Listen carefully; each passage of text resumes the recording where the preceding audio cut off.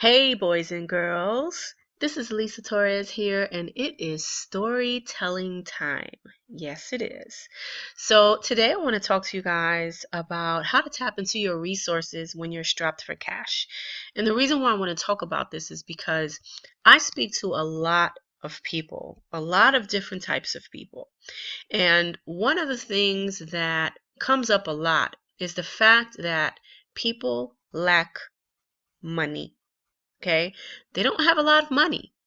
And the sad part about that is that most people don't know how, regardless of the fact that they are strapped for cash, most people don't know how or even know that they have resources all around them that will allow them to get out of that situation simply by tapping into your resources, simply by tapping into, or I should say, putting on your thinking cap, right? Masterminding with yourself or your spouse or your friends or whatever on different things that you can actually start doing right now that will produce some money. And if not right now, then maybe within the next 30 days, 60 days, 90 days, whatever your game plan is. And so I'm going to share a little story with you about when I was strapped for cash. And I'm hoping that this story will enlighten you and help you to think of some ideas to come up with cash. So maybe you're trying to come up with cash to, maybe you're backed up in your mortgage or you're backed up in your rent, or maybe you need extra cash for marketing because you're tired of, doing free marketing strategies, or maybe you want to come up with extra cash because you want to pay off your mortgage or pay off your car note. Whatever the case may be, pay off some credit cards, whatever it is, you want to come up with some cash, okay? And so how can we do this? Well, let me share this little story with you guys, and I'm going to try to keep this video under 10 minutes. I'm looking at the timer here, but I'm going to try to keep it under 10 minutes, so I'm going to try to talk fast. So back in 2007, when I got laid off from my job, right around the first year after I got laid off, obviously I was collecting unemployment, which was only about $1,200 a month at that time, and I was living off of my severance, right? So I had my severance and I had my unemployment checks coming in every single week. But I found myself being strapped for cash. And so I needed to figure out a way to bring in more income. Okay. So some of the things that that I actually did when I first got started was I sat down and I started thinking, what can I do right now? What do I have the ability to do right now that will help me produce income? Okay, because at that time I didn't really know anything about online marketing. I was just getting started. I didn't know how to make money online or anything like that. So the only thing that I had was, whatever I could tap into, whatever resources that I can tap into. Okay, so one of the things that I decided to do was, let me just change this size here. One of the things that I decided to do was babysitting. Okay, I knew how to babysit. I knew that there was a ton of moms out there or parents that had to bring their kids to school. They had to pay tons of money for babysitters. They needed someone to pick up their kids after school, to stay with their kids, until they got home from work. So I knew that that opportunity was there. The questions that I started asking myself was, how can I tap into that? How can I be a competitor to the other people that, in my area that are babysitting? And so I was very specific on what I wanted to do. So when I decided that I was going to start babysitting, I started thinking, well, what kind of kids do I want to babysit? What are their ages? What's their gender? So my my criteria for looking for a kid or a few kids to babysit after school, because I didn't want to babysit during the day, and I definitely didn't want to babysit infants or anyone younger than 5 years old, right? I was very specific on exactly what I wanted. So I went out and I put out flyers in my building, in the laundry room. We were living in New York at the time. And, I put up flyers in the laundry room bulletin board. I went to my daughter's school and I said, I am looking for girls between the ages of 5 and 10, right? To watch after school who went to,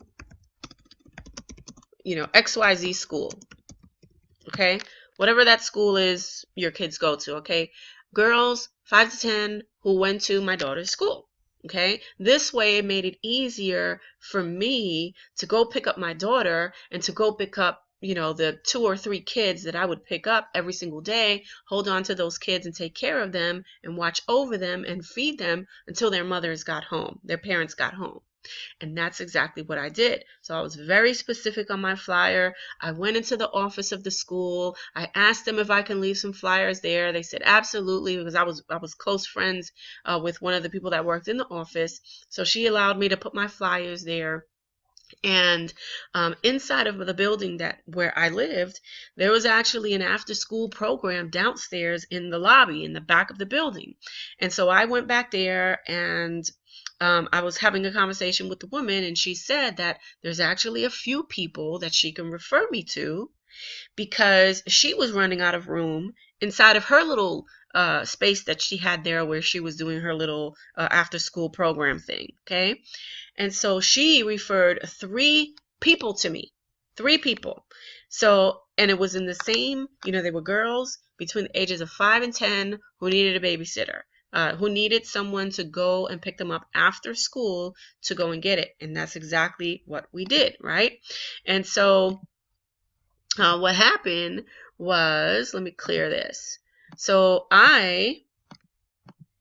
she actually gave those women, the moms, my number, and they called me and we scheduled an interview. And now I had 3 moms, because I didn't want more than like maybe 3 or 4 girls to watch after school, because you have to have a license and all this technical stuff in order to be a babysitter. But I didn't want to be like a licensed babysitter. I just wanted to watch some kids after school so I could make some extra income, because I was strapped for cash. So I had to use my resources in the things that I needed to do. Okay, so what I did was usually, the babysitters around that time, they were charging about $150 a week. So I said, well, I'm not going to charge $150 a week. I'm going to charge them $75 a week. So if I have 3 kids, that's $225 a week and $900 a month. Okay, and this is what I did. So I was making an extra $900 a month. Okay, and so that was the first venture, and I did that for about 2 years straight. And I had those kids. They were going to my girls' school, and I was watching them for about 2 years straight. So the second thing was, I sat down with my husband, because he wasn't working at the time either. So we said, what can you do, right? How can you start bringing in some money too? Like, let's tap into the things that we have, that we can do, our abilities. So the second thing we decided to do, because at that time we had just bought a 2007 Buick Rendezvous 7-seater, right? So we had all this big car, this big, SUV. So we decided to make money with our SUV, right? So he said that he's going to start doing cabbing, right? Taxiing, cabbing, whatever you want to call it. We used to call it cabbing. So he would go out every night, because when we lived in New York, I mean, there was a train station on every corner, almost. And so he would go out during the day, and he would go out and pick up people, usually around 6 o'clock, 5:30, 6 o'clock. So he would try to catch people who were coming home from work who needed a taxi. So he was very specific, right? So 5 to 11 p.m. is when he was doing his cabbing, right? So he had time in the day to stay home with me and help me build my business and try to make things work as well, right? So he started doing the cabbing 5 to 11 at night, and he used to come home with about $30 to $50 a night. $30 to $50 a night. So now if we open up our little handy dandy calculator, so if we do the calculator, let's just say at the low end, $30 a night. $30, he would work for 5 days a week because he would take 2 days off because he was his own boss, so he could do what he want. So that's $150 a week times 4 equals 600, right? So boom, $600 a month. So he was bringing home an extra $600 per month on top of my $900. Okay, so that's $1,500 now. We have $1,500 in money. Now we were taking that money and we were paying our rent and some of the other bills because our rent at that time was only $1,000. So now we covered our rent, which was our biggest bill, and we covered the little miscellaneous bills that we had to take care of every single month. Okay, so now so we have an extra, what is that, $1,400. It's actually $1,400. Whoops, $1,400 a month just from doing that. Okay, so when people tell me that they are absolutely strapped for cash, I don't buy it, because there's so many things that you can actually start thinking about that, just tapping into your resources and really trying to figure out, what can I do to create an income? You see that I was working part-time as a babysitter, and just after school I would pick up my daughter at 2:30, so that was like 2:30 to about the parents would get home at around maybe 6:30. The latest was like 7 o'clock. Okay, so I was really only working from 2:30 to about 7 o'clock. Okay, but my husband was working from 5 to 11, sometimes 12 o'clock at night. All right, making $30 to $50 a day. So we're talking about 1,400 plus, because he would make somewhere between the $30 to $50 range, sometimes even a little bit more than that if it was like a good night. Maybe it was a holiday, or maybe he got a job where he had to take someone to the airport or something like that, because he'd started developing some clients who wanted to use him on a regular basis. Okay, and so this is what I'm talking about. Another thing is that many of you are doing online marketing right now, and you're trying to figure out, well, I need a marketing budget. I really need to start figuring out how I can come up with an extra, I don't know, $500 a month, $1,000 a month, so that I can start doing marketing so I can grow my business a little faster. Okay, many of you are thinking about that right now. Well, let me throw out an idea for you. Maybe I'll tell you something that I heard from, and I'm going to quote her now, Diane Hockman. So if you're watching this, Diane, shout out to you. I'll never forget that I don't remember if I was on a webinar or a phone call from Diane, and she said, and I'm going to quote, "Anytime I want to take my family on a vacation, I just host a paid webinar."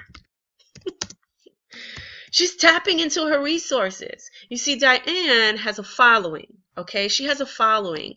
And so if she says, okay, I'm ready to take my family on a vacation, all I have to do is a paid webinar. Okay, let's look at the numbers.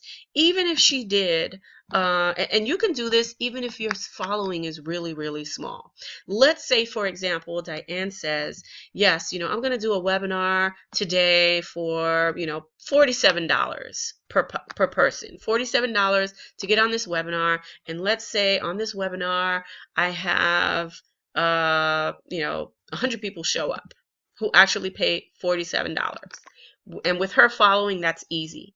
She just created $4,700, and now in one night, so like maybe a 2-hour webinar, 2 to 3 hour webinar or something like that, right? She just created $4,700 in 2 to 3 hours, right? And now if her goal was to take her family on a vacation, boom, she did that in 2 to 3 hours. She tapped into her resources. And this is what I'm talking about. So my hope for you after watching this little mini webinar on how to tap into your resources when you're strapped for cash, my hope is that you start thinking about creative ways to come up with money. Okay, come up with money. Just come up. Start thinking about ways that you need to come up. If you're strapped for cash, if you're backed up on, you're 3 months backed up in rent, and I don't know, your rent is like, say, or let's say you rented $1,000, just to keep it simple, and you're backed up 3 months, like I was a few years ago. If you're backed up for 3 months, then if that's $3,000, then if Diane was backed up in rent or mortgage or whatever for 3 months and it was $3,000, look, she did a webinar, $4,700, got 100 people on there. Okay, and so see how, listen, easy. That's what I want you guys to take away from this, is that this is easy when you know how to tap into your resources. So with that being said, I hope you enjoyed this video. I know I went way over 10 minutes, but I wanted to get this message through to your heads, to your brains, so that you can kind of go out there and start tapping into resources so that you can start creating the income that you deserve and get out of the mindset of, oh, I'm strapped for cash. No, you're not.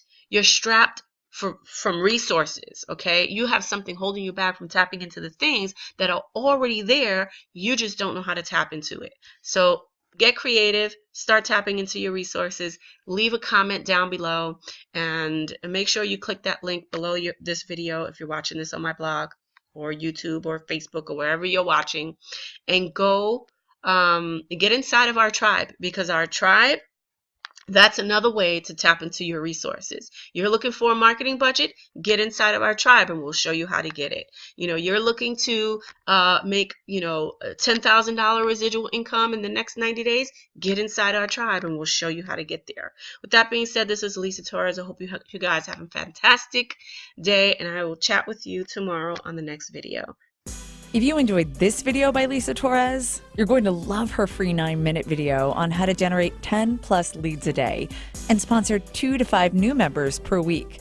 Be sure to get instant access now at lisatorresspeaks.com, where you'll also find more marketing, mindset, prospecting, and recruiting tips on how to take your network marketing business to the next level.